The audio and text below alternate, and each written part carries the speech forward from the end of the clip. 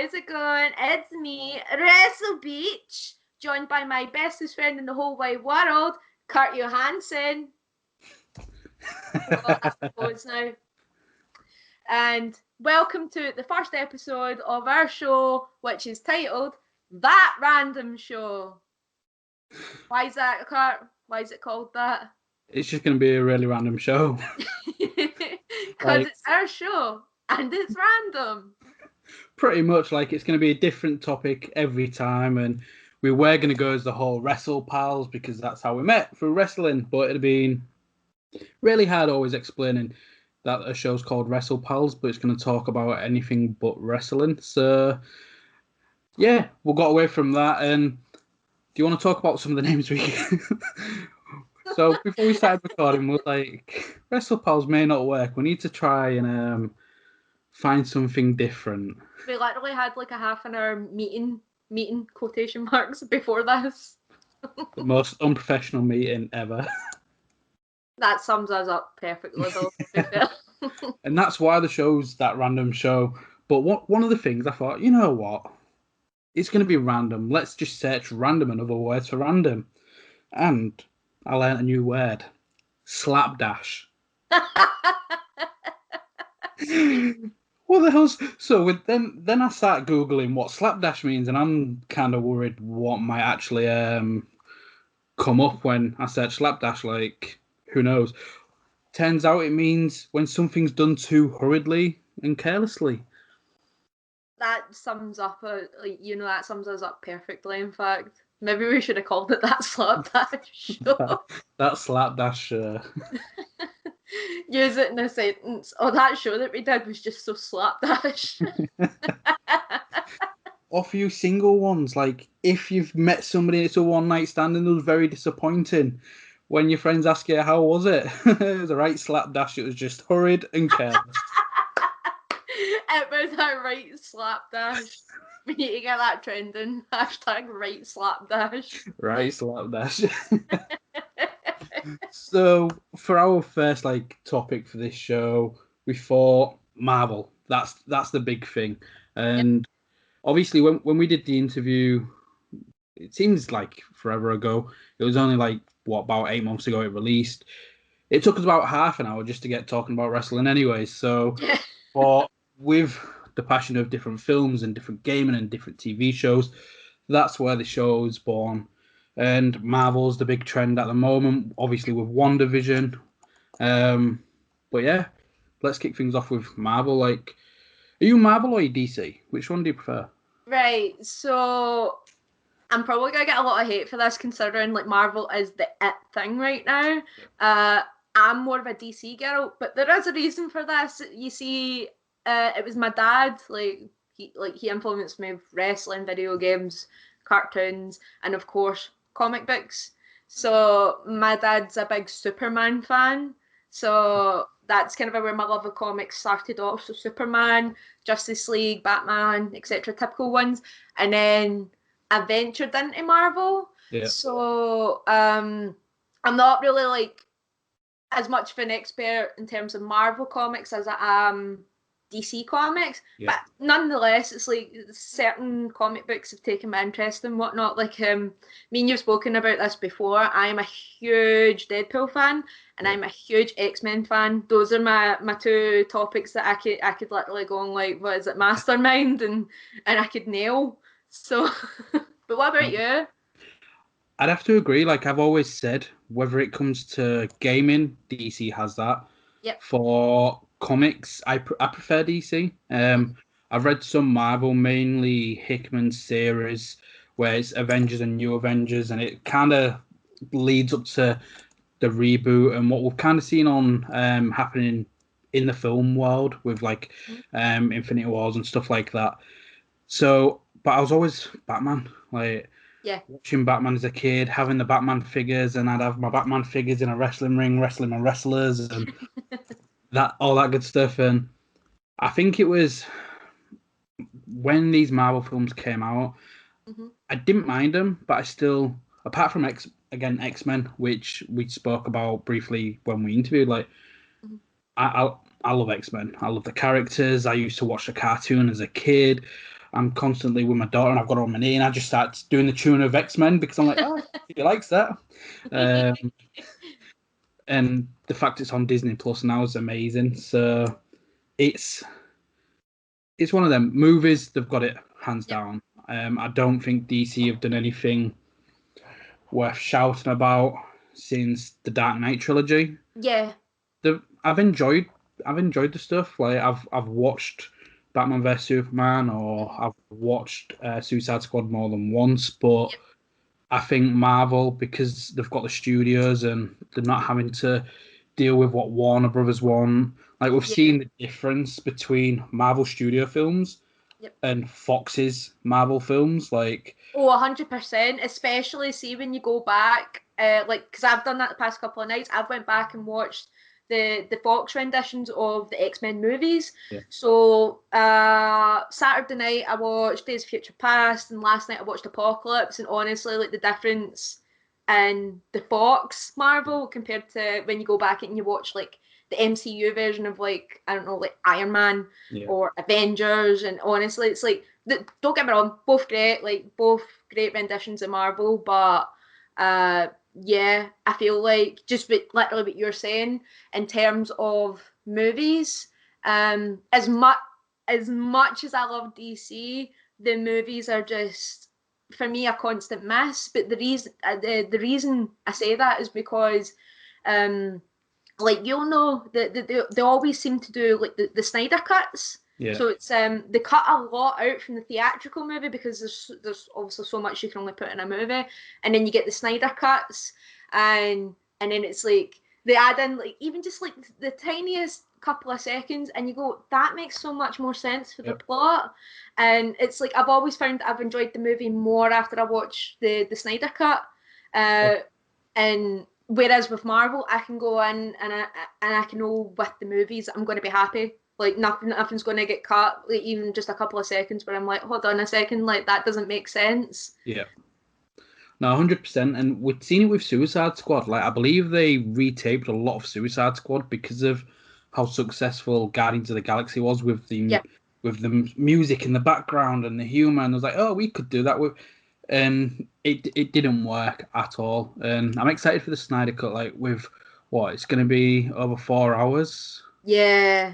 I can't wait to spend a whole day doing nothing but watch that film, I guess. It's one of those where I think they've just been trying to play catch up. Yeah. The TV shows, until recently, I preferred DC with what CW was doing with Arrow and Flash. I was literally just about to say the CW shows in particular have been top notch in terms of DC comic books. Oh, 100%. Like the crossover, that especially the one more recently with Crisis on Infinite Earths. Yeah. That 5-part? Was it 5? Yeah, I think 5-part. That 5-part just story within all these different Arrow, Flash, Supergirl, and whatever. That was amazing. I think that delivered more than what any DC film since the Dark Knight trilogy.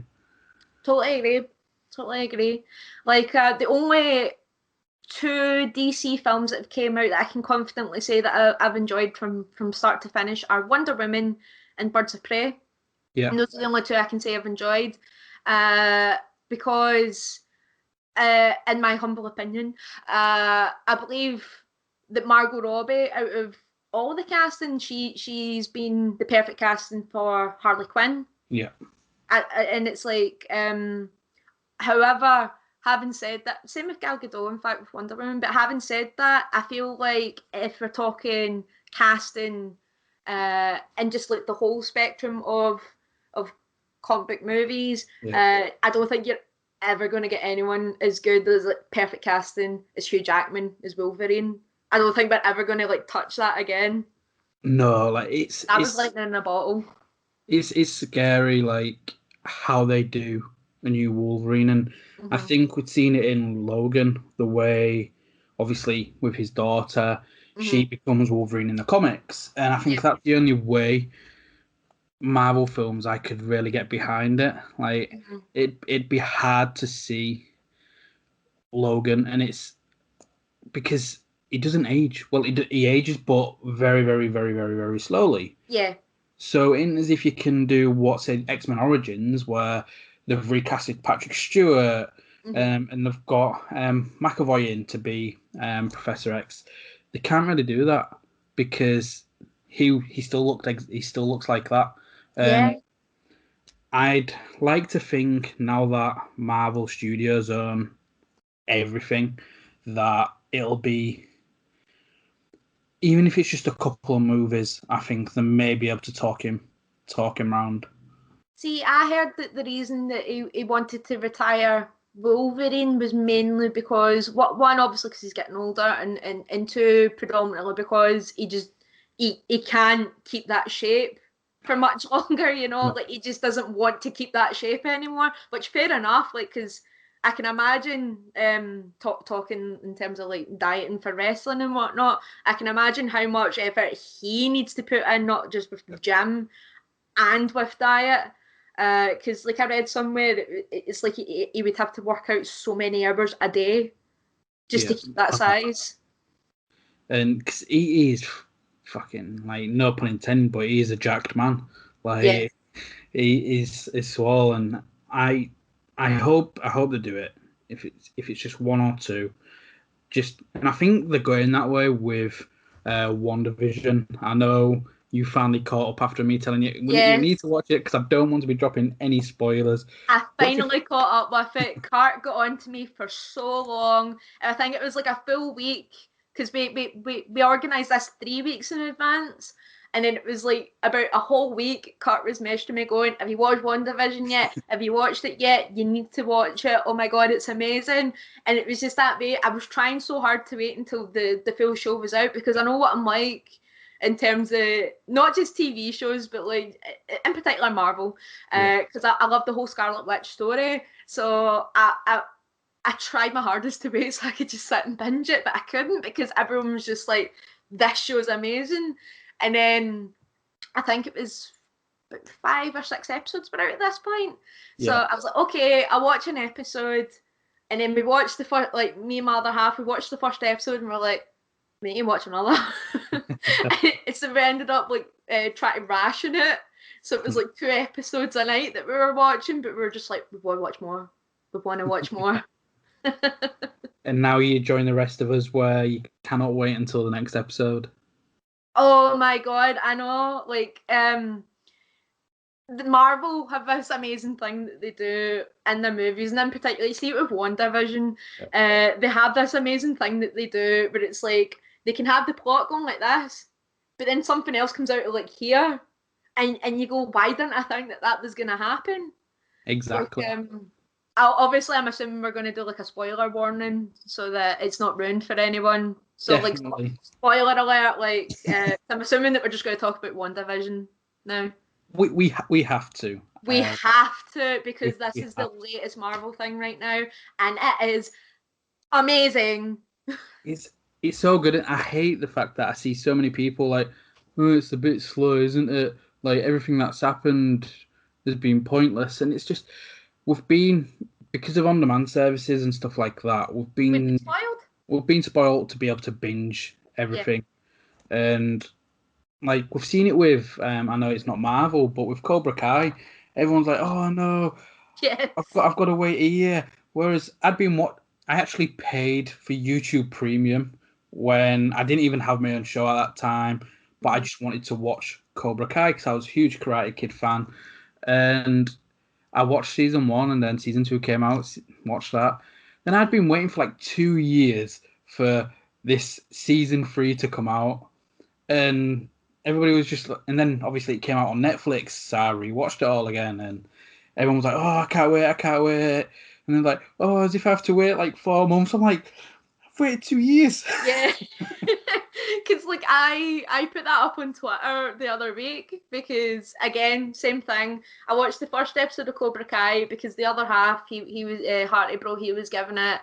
Well, I'm not a big Karate Kid fan, so I'm not sure if I'm gonna like the show. So I watched the first episode. Oh no, wait, because he eats his words after this. So I watched the first episode without him, and then I think he came back in from somewhere, and I was watching the second episode and you could see him like sitting getting invested. And now he's doing the exact same, and he's like, I can't wait for the next season. I can't wait. Like, we need to watch more. Like, he's the one turning around to me and going, we need to watch more. So watch the movies. Watch yeah, the movies. I've literally got it on my Netflix list, the first Karate Kid movie, because I enjoyed the Karate Kid. It was like, but Cobra Kai's kind of reignited that love of it. Side note, we should totally do like just a whole podcast dedicated to Cobra Kai, because like this could just take forever. and that's why it's that random show, because that's why it's that random show. We were only supposed to random tangents. Exactly, we was only supposed to talk about Marvel, and then it started as a DC vs Marvel thing. And then it was WandaVision, and it was Cobra Kai, and just you can see where this is going, ladies and gents, you know. But like you were saying, like I was trying to remember, like, because tangent. Oh yeah, this is what we were talking about. Like you were saying, we've been spoiled with the likes of streaming services, because that annoyed me when I seen that. It was someone retweeted it. In fact, I think it was either yourself or Jay or someone. I'm just trying to remember, like, because I'm like, you two in particular, the only ones that I've really been mentioning, like, oh my god, WandaVision. So, and yeah, it was the whole tweet about, the show's very slow paced, and I think people forget the art of actually building up a show because we've been spoiled that much. Exactly, and I think with all the little like Easter eggs, and I think everybody thought would have seen Reed Richards at the moment. Yeah. Like, everybody thought that's who Monica was going to go see. Mm-hmm. And it took me a while to realise who Monica was as well. I was like, I know the name Rambo, and it's not Sylvester Stallone. Like, in the Marvel universe. I mean, that would be an interesting concept, but alas. Because it's the little girl out of Captain Marvel. Yeah. And I didn't know that, and I was like, why is she affecting, like, when Captain Marvel's mentioned, I went, we've not even seen her. And then as things started going through, and then her molecular structure going down, and she's starting to get her powers and stuff, I'm like, it's her. Yeah. They're very clever at giving you those moments where you go, oh, that ties in with this that happened. Yeah. Like, with the whole, like, the first couple episodes, as you know, it was kind of they were giving us the feel for the premise of the show. So you're sitting and you're guessing, right, what's happening here? Like, why are they in a sitcom world? Like, who's controlling this? And then it was the first episode where, by the way, the fact that it's like I Love Lucy inspired was amazing. Like, black and white, like, and they constantly changed the intros. I think it's just superb, because I found myself every time I was watching like an intro to every episode, I'm going, oh, that's inspired by this. Oh, that's inspired by this show. Yeah. And I'm sitting like trying to play the guessing game, and it's amazing. But talking about the first episode again before I go off on another tangent. So you get the whole sitcom episode, and then it's when the credits start rolling and it pans out and you see someone's watching them on the screen, and then that's just like that. You go, the questions start forming. You go, right, what's happening? Is someone like watching them, and like they're in control? Exactly. And I don't think I've been and ahhing and trying to question what's happening as much since Lost, to be honest. Oh my goodness. Hopefully it doesn't give a fucking, like, there goes the suitable for children. God damn it, Lost. It gets me every time, but hopefully like WandaVision won't end as badly as what Lost did. Oh no. I can't even talk about that because that made me so bitter. That it's such a good series, and Jazz, I don't think Jazz has seen it, and I want to show her it, but then I'm like, no, because as soon as we get to the last season, I'm just going to be annoyed, and you're probably going to be annoyed with me for introducing you to it. And but I like it because we don't know everybody's motives, and all of a sudden we're thinking we've got Scarlet Witch as a villain, where because of the stuff with Vision, she's just broken down, and it's got a lot of similarities to one of the story arcs of House of M. House of M. I was literally just about to say that. But it It's seems reversed. yeah, that's what blew my mind, because right away when they started introducing, as the episodes would go on, that it's Wanda and her grief about the death of Vision, which, by the way, I think is superb. But right away, like you said, I was like, House of M, that is House of M. And then I started thinking, is this us going to get the mutant crossover finally? Like, are we actually going to get like Magneto or someone in? And then the moment Evan Peters as Quicksilver appeared, I was like, are we actually going to get the mutant crossover now? Like, did she pull him from the other universe? And obviously that's been shot now, like that theory. Yeah, like he's not there. He's an Evan Peters from somewhere. Yeah. Like but it's not Quicksilver from the Fox's X-Men run. And because Jazz was like, well, does that mean Magneto's her dad? I went, no, because Magneto's not her dad in this story. Yeah. Or Magneto could be her dad on a different universe, and trying to explain all of that. But with it was literally like I'm like absolutely trying to remember my comic book knowledge with X-Men. Like I said, I love X-Men. It's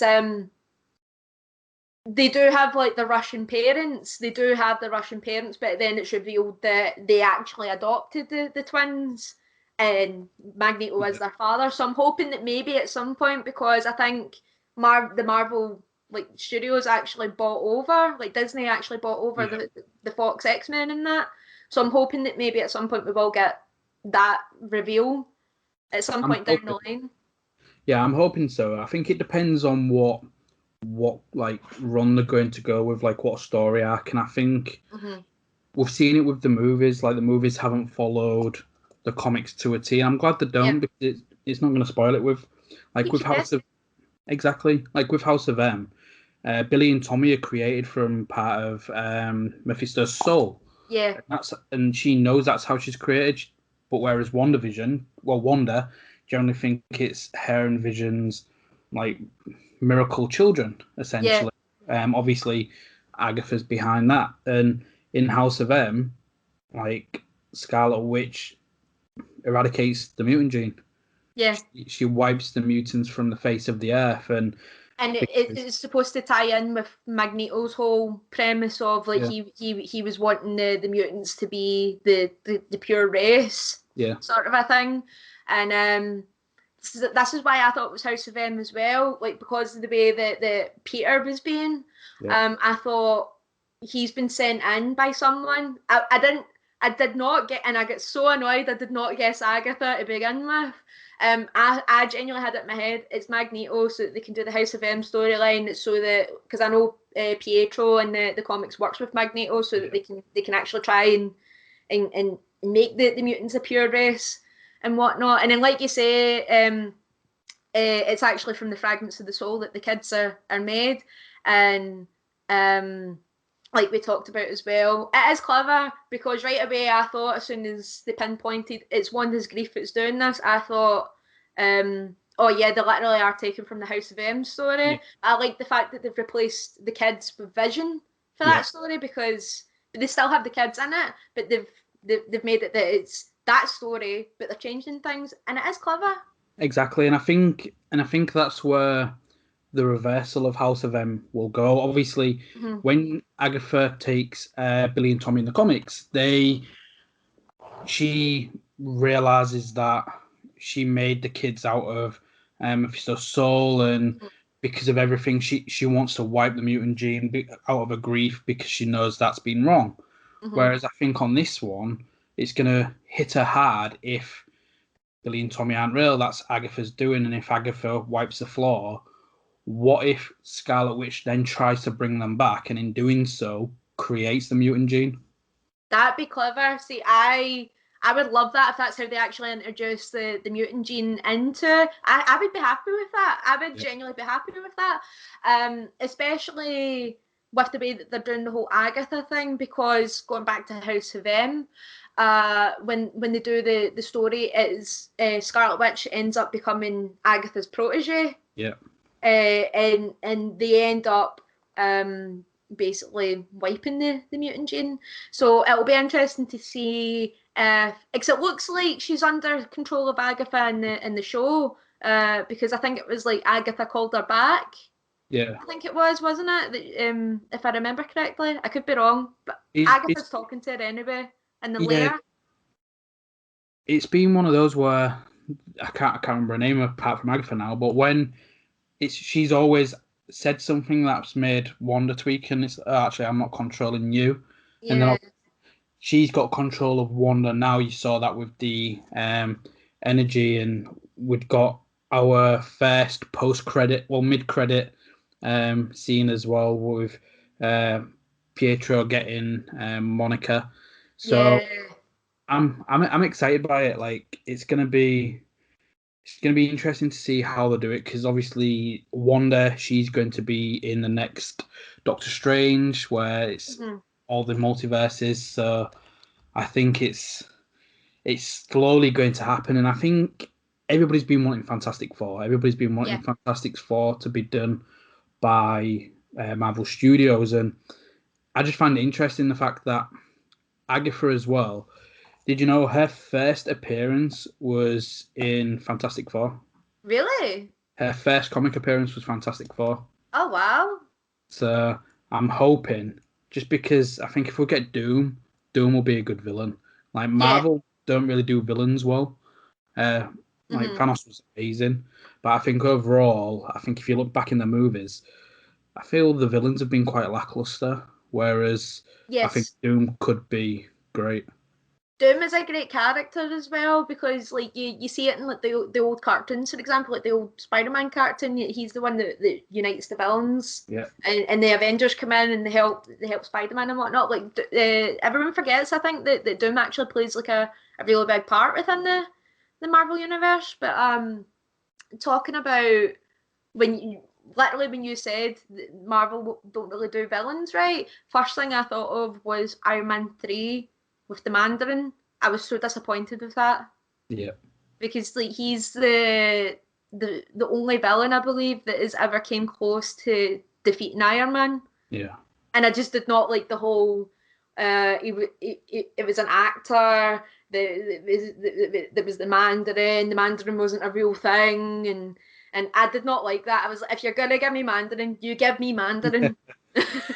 But props to obviously, so like it's Kingsley.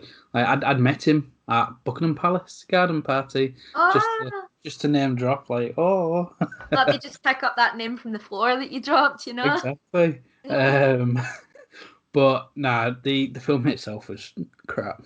Like I really didn't enjoy it. But it's going to be interesting because you mentioned Spider-Man, and there's been loads of rumors that we're going to get all three versions of Spider-Man in the next film. We're Yep. getting all the different villains.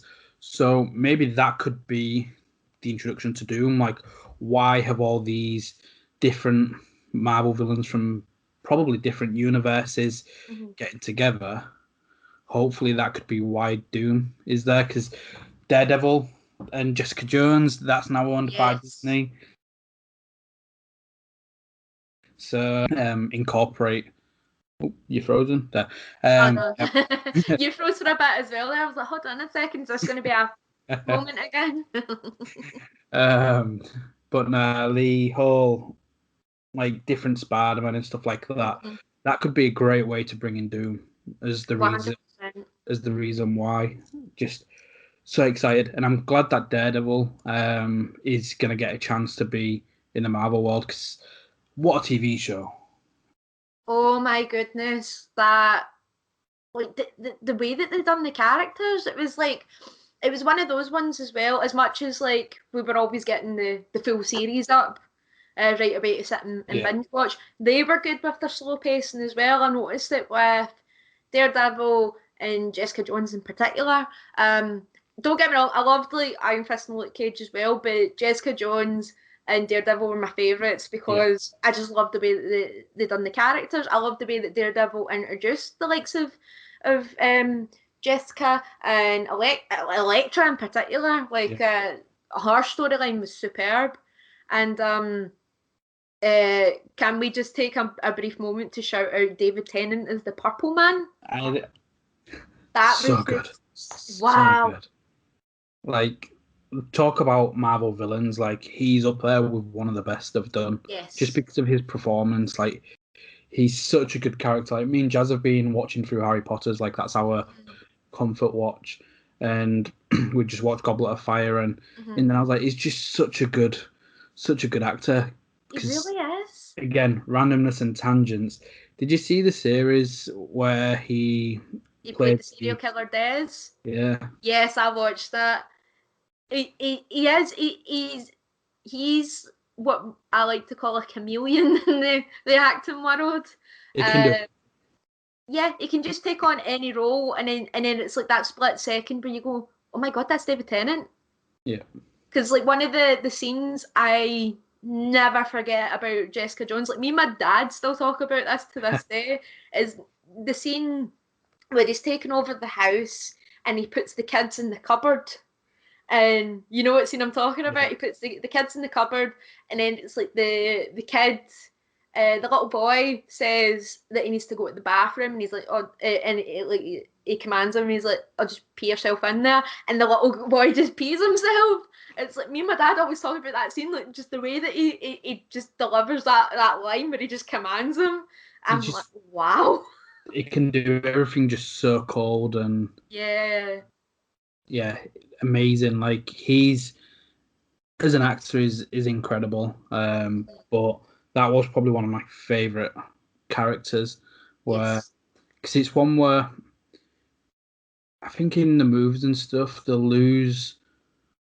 As you're watching, you should have desperation from to overcome the villains, and I think they've only really captured that with Thanos because of everything that happened. And I think at the end, like you have such a desperation for Jessica to finally overcome him, just because of all the mental manipulation. And when she does, it's such a like sigh of relief. And I don't feel I get that from a lot of the other Marvel stuff. Yeah, I totally agree with you. It was like I even had that moment in season 2 where he was kind of in Jessica's conscience. It was like her guilty conscience kind of projecting itself in the form of him, and he would just come out with like the way that he would deliver his dialogue, like in those moments, was superb. Like when he's talking about what's she called, our adoptive sister. You know who I'm talking about? Like but she was like a teen pop star and she had that song and it was like literally he just comes into frame and he's like chasing after Jessica like singing the song and he's like I want to cray. That's amazing.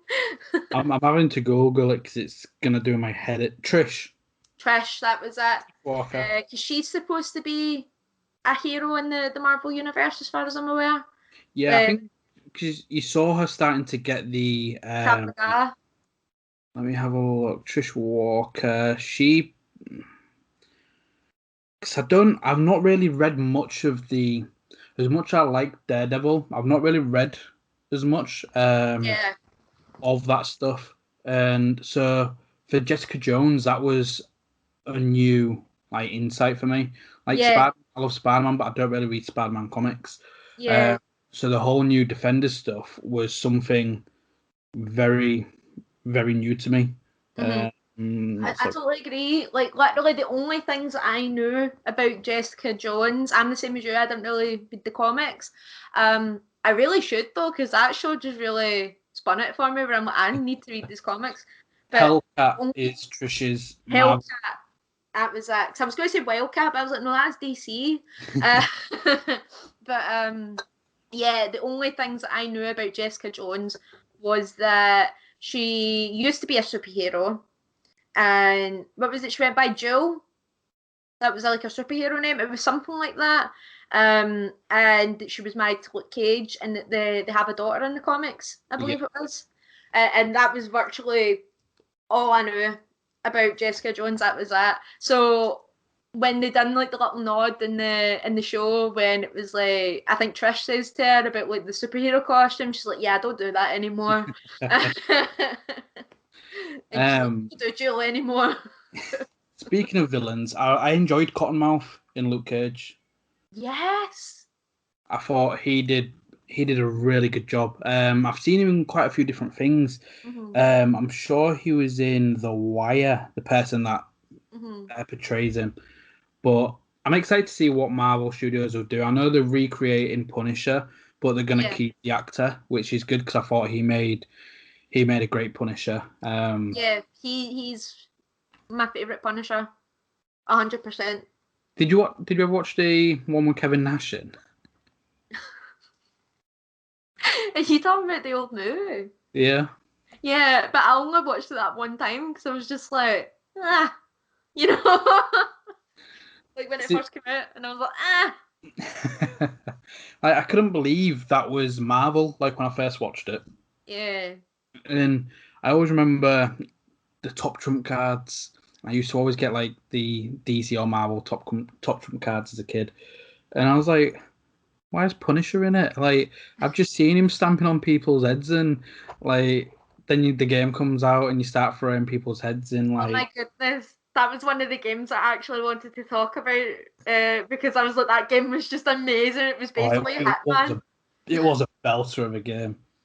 It was like the bit I always remember was that you could grab the guy and put his head in the deep fat fryer. Yeah. That was like one of my favourite things to do in the game, just grab and put him in the fryer. I really need to get a PlayStation 2. Like, there's just so many good games. Yes.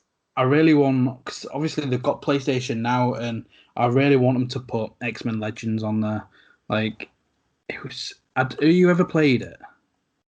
Xmen Legends, what one was that? Because it seems to have been one that went really under the radar. Like a lot of my friends that are Marvel never really played it. And there's X-Men Legends 1 and 2, and basically you start out as one of the X-Men, and as you're doing your story, you get more, and you can have like a party of 4, and the more you do stuff with one of them, and like you get XP and stuff like that, you can. Oh, it's like an RPG. Yeah, you can I don't know why I haven't played this. I don't know, like a lot of people haven't when I'm talking about it, and I used to love it. Like you can break walls with certain people, and you've got Jean Grey and Storm, and you can fly around with them, and it's like a aerial view, and you've got like them running around and stuff like that.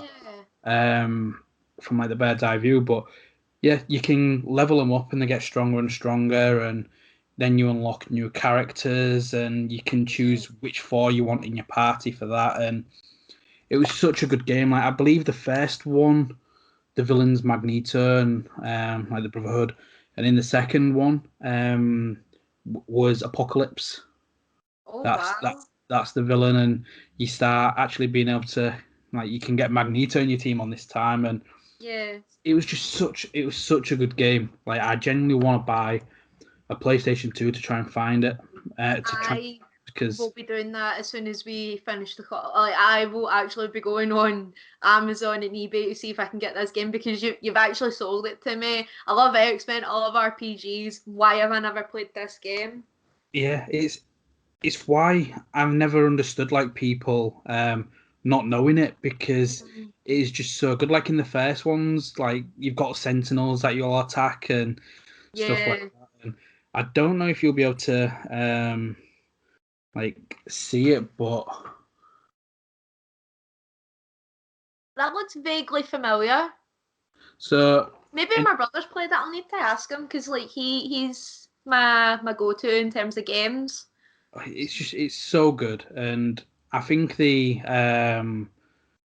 characters as well. Like it isn't just your mainstream. It's why it's called Legends because you get everybody. So, for example, Jubilee, she's on it. You've got old school Gambit, where it's more like Gambit from the cartoons and stuff like that. Which back then he was my favorite. I'm gonna say like when I was watching it as a kid, I used to love Gambit. Yeah. Gambit is a very underrated character. Like, as far as I'm aware, he was actually meant to be getting his own movie, and it was Channing Tatum was actually meant to play him, and then I think they just scrapped it. I was so disappointed. At the time, I was like, "Oh yeah, Channing Tatum," because Channing Tatum was in everything. But trying to think of like who would be able to play it, I can't envision him being a good Gambit. See, I was of that opinion, and then I watched them in The Hateful Eight, Yeah. and he put on a southern accent in that, I believe it was, and I was like, you know what, this guy could actually pull off Gambit. You know what? The X-Men Origins, well, not X-Men Origins, Wolverine Origins, Yeah, where they had he didn't really play as Gambit, but more as Remy LeBeau. yeah. Like back then, I don't think I appreciated it, and I remember watching the film again recently, and it was mainly because of the person that portrays it. I'd watched him in Friday Night Lights, the TV show about American football, called Taylor Kish, and he plays a footballer called Tim Riggins, and he was one of my favorite ones. And I was like, oh, I wonder what else is in. And I saw Remy LeBeau. I was like, oh shit, it's him. And now I've got such more of appreciation of his Gambit, but it just seems, I don't get why. It just seems like a poison chalice for. It's never really worked, but I don't get why, because Gambit's Gambit. Yeah. No, I totally agree. It was like just when I was talking about in Days of Future Past, it was I literally turned around to Hardy Brooks. He hadn't seen Days of Future Past, like he's not seen the reboots, and it was interesting getting his reaction to them because it was his first time watching them. So I was telling him about, because they'd done the theatrical version of Days of Future Past, and then I was telling him about the road cut. So I was like sitting as if I was like the narrator, and I was like, so this happens in the road cut, and like and they do this, and they break into the base, and they steal Rogue, and it's like she takes over from Shadow Cat, and it's amazing, like and I was like painting them a picture, and he was like, that actually sounds really good, and I was like, that was my favorite version of, like, as much as I love the theatrical version of Days of Future Past, I was like, it just added so much more to the story that they were like, let's get Rogue, like she can take over from Shadowcat because she's gravely injured, and then like she takes over, like keeping Logan in the past, and it just adds to her character. Rogue, she was another one where I didn't really get behind her character in the movies, but I used to thought she was a beast in the cartoons again. I always liked seeing Rogue in the cartoons, and I don't think she's been used as well in the X-Men movies. Yeah, like Hearty Bro, because like I've been watching the cartoons, like I told you that as well, I've been rewatching the cartoon, and it's like Rogue comes into it, and she's like flying, she's got strength in that, and Hearty Bro turned around and was like, since when can she fly? And I was like, she's always been able to fly.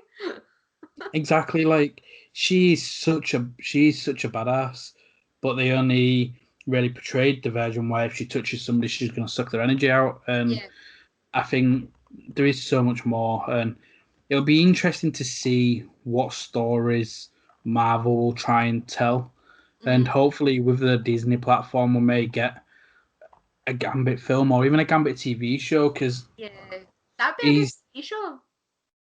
I think a good like way building him up with his origins and whatnot. Like we've seen them be able to manage it with like WandaVision, for example, with like the good pacing.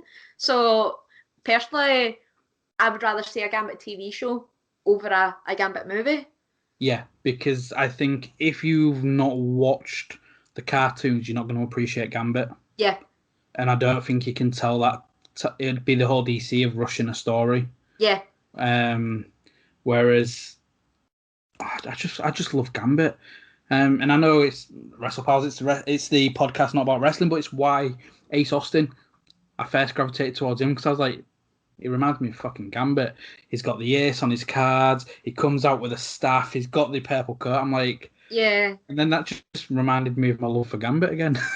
I was just like, I wanted to see a live action version of him. There's so many things that they could do. Like that's literally what I was about to say. There's so many things that they could do with a live action Gambit, and it's like, they always portrayed in the comic books and in particular the cartoon that there was always a thing between Gambit and Rogue as well. So that means we could always get another rendition of Rogue as well at some point down the line if we do get a live action Gambit. And that would be an interesting concept, like if we actually saw Rogue playing a more supportive character rather than like the way that we saw Anna Paquin portray her in like the first X-Men movie and the second X-Men movie and whatnot, where she was like a big leading role character. And it's like, I love Rogue, don't get me wrong, she's one of my favourite X-Men, but it's just it'd be interesting to see her playing a supporting role to Gambit. Yeah. I would love to see that actual back and forth with them in a live action, because I loved it in the cartoon, I loved it in the comics, so it would be interesting to see if they can get actual, like, the proper actors to display that chemistry. Yeah, because it's one of those as well. With Gambit, he was, dare I say, is a lot like Wolverine with his rogueness, and Gambit will do what Gambit wants, kind of thing. So, and I think that's why they teased it in Wolverine Origins, where it showed the similarities between them, where the two very stubborn, somewhat ego behind them and like to do the stuff themselves. And I think that might be why they've not introduced it, because maybe if we did get Gambit from the beginning, that would take away from what they're trying to tell with Wolverine, because they may be telling they are two not to look at, or their story and stuff like that, but I think they're underlining like mannerisms and stuff. I think they'd be very similar to what they're trying to tell. 100%. Like another thing I would actually love to see the MCU tackle is all the lineage stories. Like I'm intrigued to see if they actually, because like we said about like Pietro and Wanda, for example, it's and MCU, it's that they've got two Russian parents and they were part of the resistance and they get taken in and experimented on. That's how they get their powers. But I'm intrigued to see if they do bring mutants into the MCU. Are they going to keep with the lineage storyline? So like you've got like Cable being Jean and Scott's son from the future, and then you've got the likes of what do you call her, Mystique, and she's the adoptive mother of Rogue, and she's the mother of Nightcrawler. And see, X-Men have such a weird lineage. Like it can be so confusing because everybody just shares everybody. yeah, because it's like I was reading an article the other day, and it was like, I think it was, they were trying to say with Professor X, you could actually link him to like all the main families in X-Men somehow. I can't remember what it was that they were saying, but I was like, what? Like, is it just that insane now? And but yeah, like Mystique though, she intrigues me as a character because like she's over 100 years old. Yeah. And it's like you would expect her to sow her oats, you know. So it doesn't surprise me that she's got Nightcrawler as a son, you know, because it's Azazel, I think it is. It's the father of Nightcrawler. And you kind of saw that in First Class, where Mystique ends up going with Magneto and stuff like that. So it'll be interesting to see which, like you said, lineage or storyline of the X-Men we're gonna get to see. Like, is it going to be the ones what we've seen in Fox, or is it going to be the people we've seen in Fox but from a different universe? So whatever they've gone through has not happened. It'll be interesting. And I tell you what, like with Gambit, I'd introduce him in Deadpool 3. Yeah. Introduce him in Deadpool 3 and then do the spin-off show. Yeah. I think that'd get enough attention for people to check it out. And then, that's how I'd do it, because I've kind of used everybody that X-Men haven't been using. So throw Gambit in there. The little throwaway scene that they do in Deadpool 2, and he goes to the the manor, and they open the door, and it's all the X-Men are sitting there. But he's so distracted after constantly like, where is everybody? Clearly, we can't afford the budget to get people. I love that. And then I think it was Ryan Reynolds kept petitioning to get Hugh Jackman to make a cameo. And I think he makes the cameo in the first movie. He makes a cameo in one of the movies. I can't remember which one, but it was like he petitioned that much that he eventually got Hugh Jackman to agree for the a life cameo. of me, I can't remember. I don't know if it was in the second one. I'm trying to remember because it was just the moment. Yeah, it's Deadpool 2 where he goes through and because it was kind of see it all making sense because the X-Men timeline in movies doesn't mean shit. So then you see Deadpool go back and rectify everything. So like Wolverine Origins and the shit version of Deadpool. Oh, That's where we see. Yeah, I love that. See where we got that little moment where we saw Ryan Reynolds as like Deadpool, and it's like actual Deadpool appears behind him. And he's like, sorry about that. Like, just had to clear that up. I think I'm gonna after we finish recording, I'm gonna go down to Jazz and be like, look, I'll cook tea. Do you fancy watching Deadpool? I want to watch Deadpool now. Deadpool's like, amazing. Like it's such a good Deadpool's one of my favorite characters. Like comic books, cartoons, movies. Like Ryan Reynolds, I love Ryan Reynolds as Deadpool. One, because he was so passionate about the role that he petitioned for over 10 years to get this project lit. And then two, I can't imagine anyone else as Deadpool. He just that's Wade to me. Yeah, that's Wade. You can't imagine it, and I think even in X-Men Origins, like when he got put in that, and it was like, see, that's perfect. And then since that, Ryan Reynolds' star power has grown and grown and grown, and he's knocked it out of the park with Deadpool, and then he's bought Wrexham Football Club. He bought Wrexham with Rob McEnally from Always Sunny. Yeah. And I was like, that is just the most amazingly random pairing ever, and I love it so much. I believe as well, because it's only just been finalised, and I think a lot of the Wrexham staff, including players, may have received less money because of the pandemic. And I believe like one of their first port of calls is to rectify everybody's loss of earnings and be like, here's the money that you would have earned. Like, what fucking kind of makes me a Wrexham fan. Like, if he doesn't dress up as Deadpool when he on his first Wrexham game that he can go to, like, he's missed a trick there. Totally agree. Like, see, even like they did a Wrexham advert with him as Deadpool. Yeah. That would be superb, because it's like that's another thing I want to touch on just when we're talking about Deadpool. The promotion that they would do for the movies, like the first and second one, was just unreal. It was like, not only was it just like from the amazingly creative mind of Ryan Reynolds, it was they captured like the essence of Deadpool with them. Like, for example, when they done the song Ashes with Celine Dion, and they had Deadpool in the music video. And it was just, they captured the character perfectly. It's the bit where he's shouting to Celine, he's like, that's great, but we need to do it again. And he's like, you need to take it down a bit. Like, Deadpool 2 is great, but it's not that great. Like, if you can take it from an 11 down to a 5. And she's like, this thing only goes to 11. It'll be, I can imagine Wrexham will get mentioned in Deadpool 3. Like, they're gonna work that in somewhere, without a doubt. That and Ryan Reynolds' Jin. Yeah. They're gonna work that in somewhere as well, I think.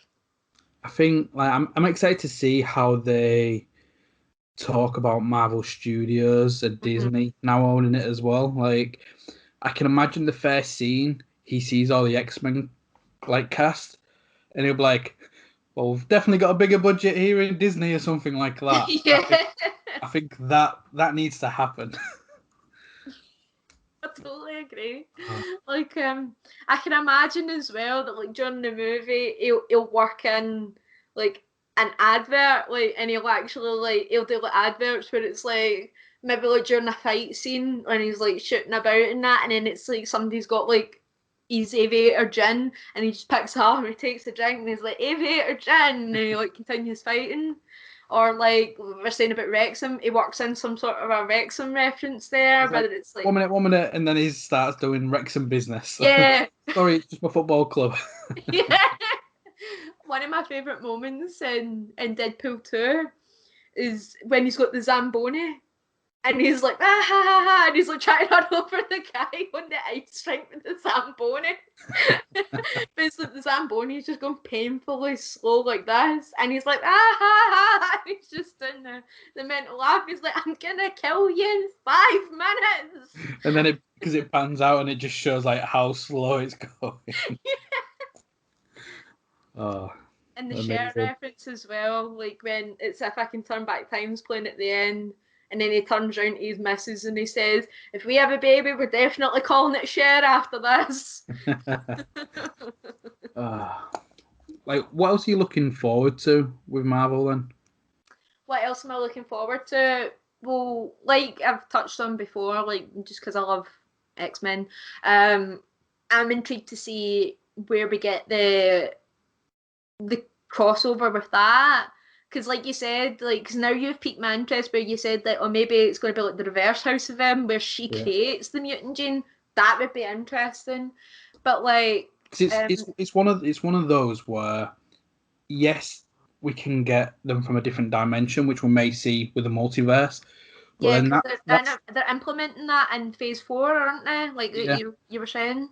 But if they do that where it's people coming from a different universe, then they're the only mutants we can ever have because the gene still technically doesn't exist. Mm-hmm. So I think this is a way where they can create new mutants, and it may be creating Rogue or Cyclops or somebody like that in this new world where they don't have the history because it's something new that's happened. Yeah. So it'll be interesting to see how they do it, but I'm just so excited.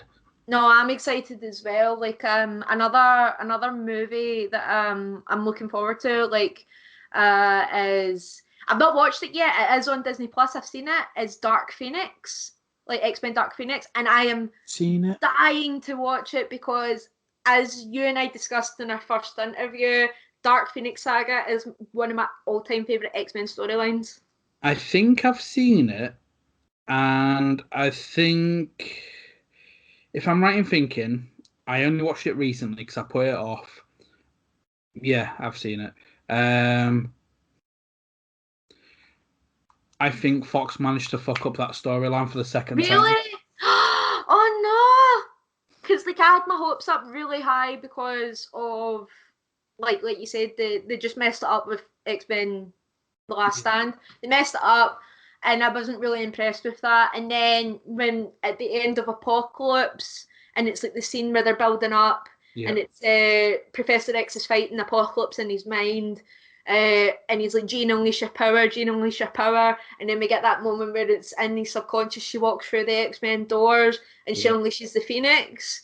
And I had my hopes up at that scene because the way they done it was just superb. Because of course, only Jean would be strong enough to take on Apocalypse with the Phoenix power. Exactly. I was so excited for it, but I've only watched it once. I can't remember too much about it. I think there was good stuff that I enjoyed about it. Mm-hmm. But overall, I didn't think it delivered more, or if it did, it wasn't massively more than X-Men 3. Mm-hmm. And I don't know why. Maybe, you know what, like, and we need X-Men movies, but give me some sort of X-Men TV show as well where they have different characters. Like we said with Gambit. And it's just, I watched it, but they've done a few versions of like kind of a X-Men TV shows, didn't they? Because I think there was the Runaways, and then we got what was the other one that we got? Oh, I'm trying to remember the name of it. There was the Runaways. What one? The Gifted. That was it, and it was. I enjoyed parts of that. Yeah. I enjoyed part. I think I enjoyed. How many seasons were they? It was either 2 or 3 seasons. I would say 3, but I could be wrong. But I enjoyed that. It was like Oh no, they cancelled the 3rd season. Oh, that's what it was. We were meant to get a 3rd season. They always do stuff like that as well, which is annoying. Nah, there's good bits of it. Like I enjoyed like the story they was telling, and I think it's got legs to do it because there was going off the twins and Yeah. their power and their energy, and obviously we had what's her name? Magneto's daughter. Oh, what is it? She goes by Polaris, isn't it? Like the Yeah, other Polaris. daughter. I really liked her portrayal as Polaris. I Mhm. thought that was really well. But I don't know. I like, you know what? Just Disney give me all the series. Like look Yeah. at the cartoons. Like there's even X-Men Evolution as well, which X-Men Evolution was such a good cartoon as well. it really was, and I felt like that was like the next string of X-Men. So if you Yeah. want to leave the main big characters for the films, look at Evolution and try and get a lot of Yeah. these new younger X-Men involved. Because that was the show I remember where it really gave me a more in-depth look at like Nightcrawler and Shadowcat. Because like with the original cartoon, it was kind of a mainly like Cyclops, Wolverine, Beast, Yeah. Jean Grey, Professor X, Magneto. It was like kind of a mainly those original characters, but you weren't Yeah. getting like Nightcrawler and what. And Nightcrawler's one of my favorite characters as well. Like he's got an interesting backstory. Like the Mystique abandoned him and he got taken in by the Munich circus, Yeah. and that was how he met his other siblings, like his adoptive siblings. No, I really liked Mutants. it. No, I really liked it, and Nightcrawler is such a cool character, and he's in X-Men Legends as well, I believe. So, and Beast, I really want to play the game. So I really need to play this game. Hold on, I'll be 2 seconds. Oh. Do do do do do do do do do do do do do do. Sorry about that. Like Uh, the Krillin cat likes to use the bath to go pee, so I heard them scratching. And I was like, oh, for goodness sake, he would do this like during the podcast. But tell you what, Spike was a good one for X-Men Evolution. Yes. Like the way that X-Men Evolution did the Brotherhood, I thought was really good because they made them more like a fraternity. Yeah, You know what I mean? It was like it was, which I thought was clever. Like they've literally taken the Brotherhood of Mutants and actually made them into a fraternity. exactly. Like do that. Like do that where it might be, like think of like Vampire Diaries or I don't even. Have you seen Fate the Wink Saga on Yes, Netflix? I sat and I watched that the other week. We enjoyed that. Should have been more than 6 episodes because Oh, 100%. I don't think I got my fix. But do something like that where you get to see more of the like the adult or like the late teens life of it all. I Yeah. think something like that'd work. Yeah, I totally agree. Like one of the see if we got an actual live action TV show of X-Men Evolution, that'd be great. And it was like set in a college, like the way that we're saying about like Fate Winx saga. Like that'd be interesting if they did it like that. Disney, hire us. We'll make it work. I was gonna say at this point, me and you should be like the creative team for Disney with Why all not? these ideas that we're pitching out. Exactly, and if that happen, I'm gonna send them this clip and be like, right, I want my royalties. Flat money, please. I want some of that Disney money. Like I'm trying to think because another thing that I wanted to touch on in the whole topic of Marvel is, so we've touched on WandaVision, we've touched on the cartoons, we've touched on a lot, in fact, and in particular because we love X-Men, all we've done is talk about X-Men, but like just to put on another tangent now, so they've got a bunch of upcoming shows and movies that they've confirmed now for Phase 4. Yeah. Like I think they do it every couple of years where it's like they'll go like Phase 1, this is everything that we're bringing out. Phase 2, this is everything that we're bringing out. So we've recently got in Phase 4. What in Phase 4 are you looking forward to seeing? You know what? I'm excited to see how they'll do Blade. Yes. In this universe, that's gonna be interesting. I was excited for Black Widow, but I just feel like I've been waiting for Black Widow too long. That I don't know. I'm past that now. The Fantastic Four. That's something I am excited about. Like doing Fantastic Four in the Marvel world is gonna be absolutely fantastic. And Loki. Yes. Loki's going to be really interesting. Obviously, they've not got Tom Hiddleston properly. I think he only appears in a couple of episodes because it's going to be Loki taking forms of all the different people he's imitated. Yeah. But I'm excited for the Loki TV show. I think that'll be really good. What about you? For me, I'm actually looking forward to the Falcon and the Winter Soldier. I think that'll actually be really good because I quite like Bucky in the movies, the way that Sebastian played him. I liked it. I just can't. I don't know what story they're gonna tell yet. Like, I don't think they're gonna reveal much until we get like more of the movies out. If I'm being honest. and I think that's why some of my excitement, like, because I'm looking at Spider-Man, I'm looking at Doctor Strange, and I'm like, they're the big movies that are going to change everything. So what are they going to do that's going to pique my interest? But the chemistry together has been fantastic all the time between them two. 100%. Like as well, I'm hoping with Falcon and Winter Soldier, it's like what we talked about before, where it's a means of introducing other characters into the MCU.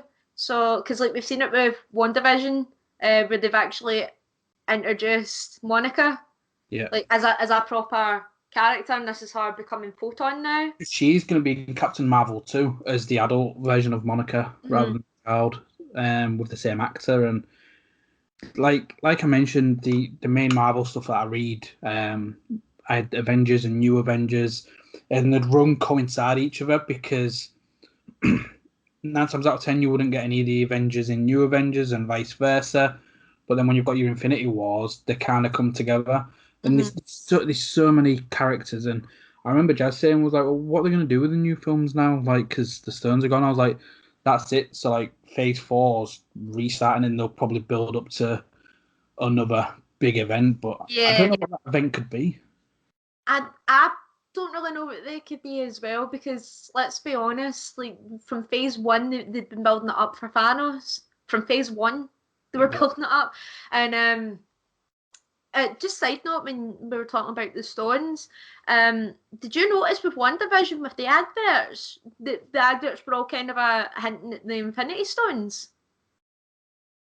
I think I've missed that. How? Go back and watch them, right? Because I was reading somewhere, and it was like they were trying to say the adverts are the way that they are is because obviously like when one does like processing everything with the Grafe, it all comes through like the Infinity Stones for what happened to Vision because he was the Mind Stone. And it's like, so there's an advert with a watch and that's supposed to be the Time Stone. And then the one with the toaster, like the Toaster 2000, I think that's supposed to be power. And it kind of keeps going like that, because at one point in one of the adverts they're talking about reality, and that's supposed to be the Reality Stone. And it's also supposed to be hinting towards the Infinity Stones. So like I've been trying to like sit and every time I'm watching it I've got like the list of the stones in front of me and I'm like, okay, let's see, that's supposed to be the Time Stone, that's supposed to be the Mind, you know. That's in. Now I'm gonna have to sit back and watch him again. It's like WandaVision. I know, like we've kind of a circle back to it, but it's so good in terms of the Easter eggs like that, because it was like when Peter comes into the show. Apparently, in the background, when you see like Wanda and she's opened the door, and it's like the mirror in the background, and it's her back. You can see where it's like supposed to be Peter's hand. You see like a skeleton hand, and that's what people were speculating that it was like Nightmare or somebody. So that's interesting. No, there is quite a lot, and I think because didn't Peter call one of the kids the Hellspawn or something along the lines, and again that can go in with the whole House of M storyline and stuff like that. And then one of the kids, I can't remember which one, but he believed that Peter was a vampire because he was sleeping until 4 o'clock and that. And so it was like wee Easter eggs like that. I'm not like any little thing that could easily be like thrown away. I'm like taking that in. I'm going, no, this is tying in somewhere. Like because they more or less hinted that wasn't Peter anyway, because like the pop vinyl came out and it was like it literally says on it Pietro with quotation marks, and it's Evan Peters is Quicksilver. So they kind of more or less gave that away that it isn't actually Pietro. But then I read somewhere that the theory behind it is that, like, obviously before we know that Agatha's created him and controlling him and that the reason why it's Evan Peters' face rather than Aaron Johnson's face is because Wanda doesn't want to relive the grief of losing her brother, so she's put another face onto him so that she doesn't need to look at the face of the brother that she's lost. Yeah. So that's the theory behind that for why it was Evan Peters. Yeah. But obviously now we know it's just Agatha's created him out of whatever. It's crazy how big Evan Peters has become. Obviously with like American Horror Stories and I remember first seeing him in it was Never Back Down. I don't know if you wow. Yeah, I know what you're talking about. He's the long-haired kid that befriends a new kid, and like before we know it, he's become this massive star in the TV world. It's the fact that like there was a movie I saw him in years and years ago, and it was Alexa Vega from Spy Kids. It was like a chick flick movie. It was called Sleepover or something like that. And Evan Peters plays like the dorky little skateboarder in it, and I'm like, this little dorky guy, like that would be like typecast as dorky, is now became like this heartthrob guy now. I know, and it's same with Never Back Down. He was that nerdy, like nobody will give him a second look kind of guy. Yeah. To now being one where all the girls are just like, kind of. It's American Horror Story. It's like it's his portrayal of like the different characters on it. He's just somehow became a heartthrob from it. I've noticed. But nah, like again, random show. We're gonna keep doing it. But I think in terms of like Marvel, I think there's so much we can talk about even more. So I think be a good place to kind of end it, and we'll have to revisit once the finale's out, and we can just lose our shits on whatever happens. But I know you've got a lot going on anyways in terms of your wrestling and your own content and stuff. So where can people find all of that? Oh wow, here we go. Like I'm always that person that's like, even though I'm like always doing stuff on social media, I always go, what are my handles again? So Twitter is at Emily Hayden _UK.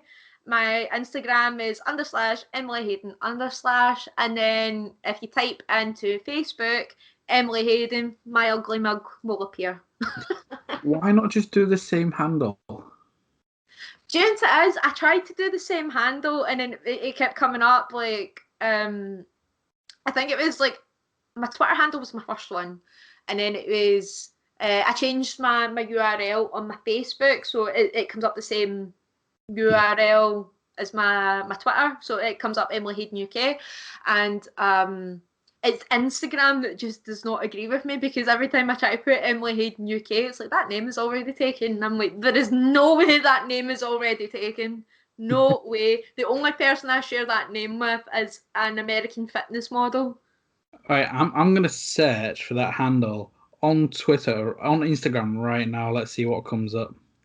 Emily Hayden UK. No results found. That's strange. Should I do it right now, like on the podcast, see if I can actually change my handle, or should I just keep it the same because I've already done the plug? The things that we do. I don't know. But okay. While we're on the topic of handles anyway, where can we find you, Cart? Because you've got quite a lot going on as well between your podcasts and other content as well. I don't even know. So I've got let me have a look. Personal account on Twitter at Kate Johansson _. On the show, again, it's at Kate Johansson, Kate Johansson Show. Have a look on the playlist that you can find this own thing. Have a look at all the different playlists where I'll have all my wrestling interviews, including with the Wrestle Beach Emily, which kind of created this friendship and this show. It's been a long time coming. We are working on a second show together, which is going to be called D&Dub Dungeons and Wrestlers. So that's going to be ourselves and Ian Skinner. I'm so excited for this show. It was when I interviewed Ian, we ended up doing a second interview, and we did the first tester of D&Dub. Didn't end up releasing it because by the time there's something wrong with my laptop, so I had to buy a new laptop, and then by the time I could get it, 30 days had gone on Skype, so I could not save this second part that we did. So I was like, I was so pissed. But then, to be fair, we went on loads of tangents, which, come on, we've been speaking an hour, so we're probably going to go on a tangent on that one as well. But, the concept came there where basically I told him I want to do something like that. He was like, yeah, it sounds good. What do you want to do? I went, not a clue, let's just wing it.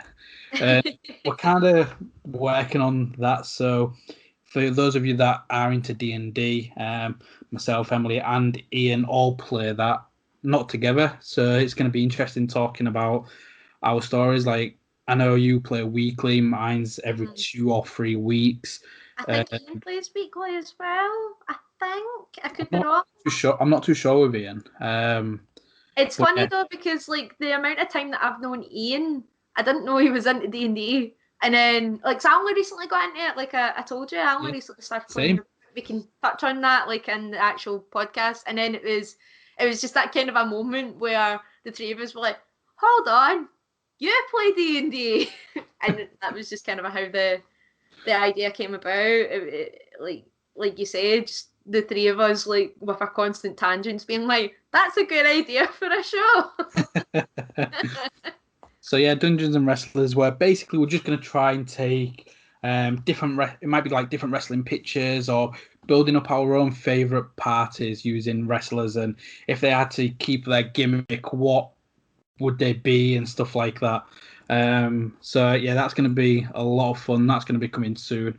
Hopefully we can do these every couple of weeks. So it can be that or this random show. And then 2 weeks later, it'll be the D&Dub. And then 2 weeks later, it'll be that random show. And we'll keep going that way. Again, have a look on Wrestle Carnival. I've been doing interviews for them. Fierce Females on Demand. I've been doing some stuff there. Obviously, Wrestling Pandemic, no new shows to review. But Fierce Females Focus, my show with Aisha Raymond. And now I'm doing talent scouting and creating stuff for Pro 2 Championship Wrestling as well. So I've been quite busy. Like, I go back to... You've been a busy lad, haven't you? I know. My parental leaving's in May. I go back to work in May. I don't know how I'm going to juggle it all. Oh, wow. Was it May that's up? I didn't even realise. Yeah, like, I've done nearly 4 months already, which... Wow. It's flying by. So, yeah. You can find me all those places. Just type in the Kate Johansson Show, Facebook, Instagram, Twitter, and I'll come up, and we can have this random show again where we'll probably spend about half an hour closing the show and an hour doing the show. So that's usual from us, though, to be fair.